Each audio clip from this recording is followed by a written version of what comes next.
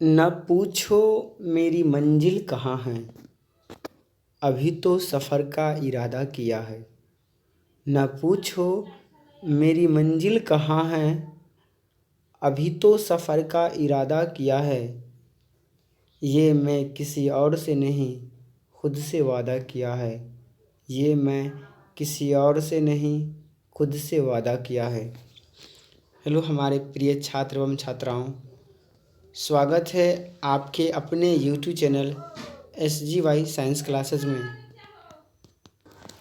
और मैं हूं राम मूर्ति।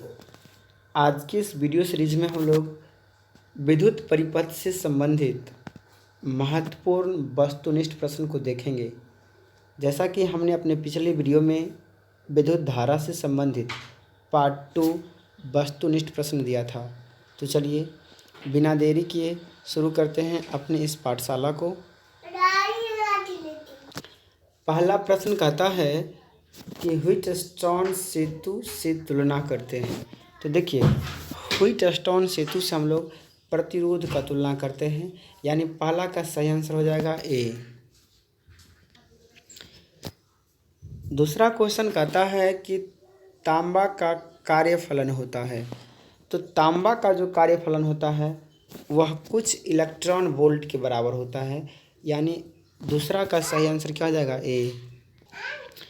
और 3 नंबर प्रश्न कहता है कि किसी विभव मापी की संकेतशीलता को बढ़ाने के लिए, तो अगर आप विभव मापी की संकेतशीलता को बढ़ाना चाहते हैं तो सिंपली बात है, आप इसके अनुप्रस्थ क्षेत्र बढ़ा दीजिए, यानी इसका सही आंसर हो जाएगा ए, यानी इसका अनुप्रस्थ क्षेत्र बढ़ाना चाहिए। अगला प्रश्न 4 नंबर प्रश्न कहता है कि आवेश का पृष्ठ घनत्व का मात्रक होता है। तो आवेश के पृष्ठ घनत्व का जो मात्रक होता है वह होता है कूलम्ब प्रति मीटर स्क्वायर, यानी कूलम्ब प्रति मीटर स्क्वायर, यानी 4 का सही आंसर हो जाएगा ए। 5 नंबर प्रश्न कहता है कि विभव मापी के प्रयोग में जब गैल्वेनोमीटर में शून्य विक्षेपण होता है तब धारा प्रवाह होता है। तो देखिए, अगर गैल्वेनोमीटर में शून्य विक्षेपण है तो इससे स्पष्ट होता है कि गैल्वेनोमीटर परिपथ में नहीं है, यानी उससे धारा प्रवाहित नहीं हो रहा है, यानी इसका सही आंसर हो जाएगा बी। 6 नंबर प्रश्न कहता है विब्बर यानी होल मोबाइल आवेश वाहक होता है। तो होल मोबाइल जो होता है वह फॉरबिडेन ऊर्जा अंतराल में होता है। किस में होता है? फॉरबिडेन ऊर्जा अंतराल में, यानी 6 का सही आंसर हो जाएगा बी। 7 नंबर प्रश्न कहता है कि ट्रांजिस्टर की धारा लाभ अल्फा परिभाषित होती है। तो ट्रांजिस्टर की धारा लाभ जो होता है वह IC/IE द्वारा परिभाषित होती है, यानी 7 का सही आंसर हो जाएगा बी। 8 नंबर प्रश्न कहता है कि वैसे युक्ति जो सौर ऊर्जा को विद्युत ऊर्जा में परिवर्तित करता है उसे कहते हैं। तो जो सौर ऊर्जा को विद्युत ऊर्जा में परिवर्तित कर देता है उसे सौरशील कहते हैं, यानी 8 का सही आंसर हो जाएगा ए। 9 नंबर प्रश्न कहता है कि सौर सेल पैनल में उपयोग किया जाता है। तो सौर सेल पैनल उपयोग किया जाता है, सौर सेल पैनल जो है वह कृत्रिम उपग्रह में उपयोग किया जाता है, यानी 9 का सही आंसर हो जाएगा ए। 10 नंबर प्रश्न कहता है कि गैप संधि द्वारा अधिकांश प्रकाश उत्सर्जित होता है। तो गैप संधि द्वारा अधिकांश प्रकाश जो है वह लाल और हरा होता है, यानी 10 का सही आंसर होगा ए। 12 नंबर प्रश्न कहता है कि संयोजक ऊर्जा बैंड तथा चालक ऊर्जा बैंड के बीच के अंतराल को क्या कहते हैं। तो संयोजक ऊर्जा बैंड और चालक ऊर्जा बैंड के बीच के अंतराल को हम लोग कहते हैं बैंड गैप, यानी 11 का सही हो जाएगा बी। 12 नंबर प्रश्न कहता है कि संचालक पदार्थ में संयोजक बैंड तथा चालक बैंड के बीच कोई गैप नहीं होता है, यानी कोई रिक्त स्थान नहीं होता है, यानी 12 का सही आंसर हो जाएगा सी। 13 नंबर प्रश्न कहता है कि 1 वोल्ट बराबर होता है। तो देखिए, 1 वोल्ट बराबर होता है 1 जूल प्रति कूलम्ब, यानी 13 का सही आंसर हो जाएगा बी। 14 नंबर प्रश्न कहता है कि कार्बन प्रतिरोध के कलर कोड में लाल रंग का मान होता है? तो कार्बन प्रतिरोध के कलर कोड में लाल रंग का मान 2 होता है। कितना होता है? 2, यानी 14 का सही आंसर हो जाएगा सी। अगला प्रश्न कहता है कि 25 वाट तथा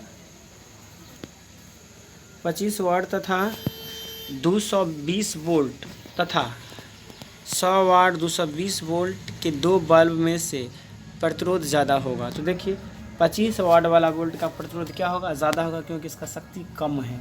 तो 15 का सही आंसर हो जाएगा ए। अगला प्रश्न कहता है कि चित्र में आई का मान होगा। तो चित्र में आई यही है।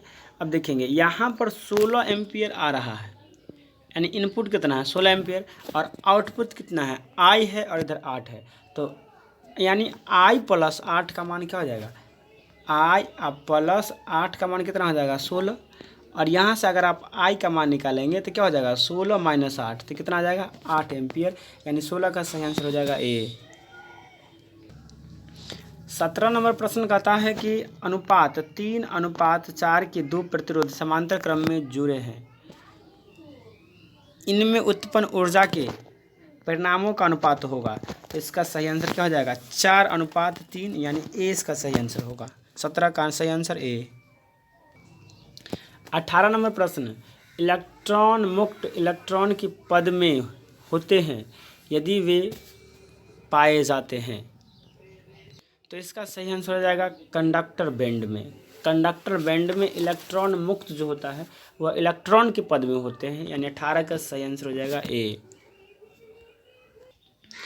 अगला प्रश्न कहता है 19वां प्रश्न कहता है कि कंडक्टर बैंड अंशतः खाली होते हैं। कंडक्टर बैंड अंशतः खाली होते हैं, तो याद रखेंगे कंडक्टर बैंड जो है वह अचालक में अंशतः खाली होते हैं, यानी 19 का सही आंसर हो जाएगा ए। 20 नंबर प्रश्न कहता है कि जिस तर्क द्वार के दोनों निवेशी को केवल अवस्था 1 में रहने पर ही निर्गमन प्राप्त होता है वह तर्क द्वार है। तो ऐसे तर्क द्वार को एंड कहते हैं, एंड तर्क द्वार कहते हैं। इसका सही आंसर हो जाएगा बी। 21 नंबर प्रश्न कहता है कि यदि किसी लॉजिक गेट के दोनों निवेश को अवस्था 0 पर रहने पर निर्गमन 1 प्राप्त होती है, तो वह लॉजिक गेट आवश्यक है, वह लॉजिक गेट है। अवश्य वह लॉजिक गेट क्या होगा? नर होगा। इसका सही आंसर क्या हो जाएगा? डी। 22 नंबर प्रश्न कहता है कि विभवमापी तार की लंबाई बढ़ा देने पर संतुलन बिंदु प्राप्त होता है। तो इसका सही आंसर होगा अधिक लंबाई पर। 22 का सही आंसर हो जाएगा अधिक लंबाई पर, यानी 22 का सही आंसर हो जाएगा बी। 23 नंबर प्रश्न कहता है कि बाह्य अर्धचालकता में विद्युत चालन संभव है। तो बाह्य अर्धचालकता में विद्युत चालन 36 डिग्री सेल्सियस पर संभव है, यानी 23 का सही आंसर हो जाएगा सी। 24 नंबर प्रश्न कहता है कि सेल का विद्युत वाहक बल मापा जाता है। ऑप्शन ए में है विभव मापी द्वारा, ऑप्शन बी में है धारा मापी द्वारा, ऑप्शन सी में है गैल्वेनोमीटर द्वारा, और ऑप्शन डी में है विभव मापी द्वारा। तो देखिए इसमें 2 विभव है, या तो आप इसका आंसर ए भी कह सकते हैं, सॉरी ये वोल्ट मापी है, तो वोल्ट मापी तो होगा नहीं, ये डी होगा इसका आंसर, यानी विभव मापी द्वारा। कहता है कि शुद्ध जर्मेनियम प्राप्त होता है जब उसे मिलाया जाता है। तो शुद्ध जर्मेनियम प्राप्त करने के लिए उसे आपको इंडिनियम में मिलाना पड़ेगा, यानी 25 का सही आंसर होगा ए। 26 नंबर प्रश्न कहता है कि ट्रांजिस्टर पैरामीटर अल्फा तथा बीटा के बीच का सही मान संबंध है। तो बीटा बराबर होता है अल्फा/1 माइनस अल्फा, यानी 26 का सही आंसर होगा ए।